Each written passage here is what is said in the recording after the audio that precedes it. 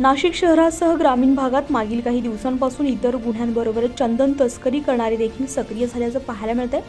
2 August रोजी ओझरच्या air force परिसरातील केंद्रीय विद्यालयाच्या आवारातून चंदनाचे झाड चोरट्यांनी बुंध्यापासूनच चोरून नेल्याचा प्रकार उघडकीस आला होता।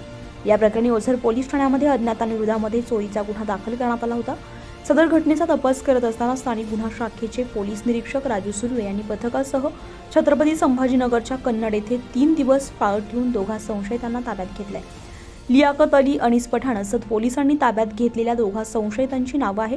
पोलिसांनी त्यांची कसून चौकशी केली असता त्यांनी याआधी देखील इतर 6 ते 7 साथीदारांच्या मदतीने नाशिक शहरातील विविध भागात चंदन चोरी केल्याची कबुली दिली आहे। पुढील तपासासाठी त्यांना ओझर पोलिसांच्या ताब्यात देण्यात आले। ही कारवाई नाशिक ग्रामीण पोलीस अधीक्षक विक्रम देशमाने, अप्पर पोलीस अधीक्षक आदित्य मिरखेलकर यांच्या मार्गदर्शनाखाली स्थानिक गुन्हे शाखेचे पोलीस निरीक्षक राजू सुर्वे, सहाय्यक पोलीस निरीक्षक गणेश शिंदे यांच्या पथकाने केली आहे।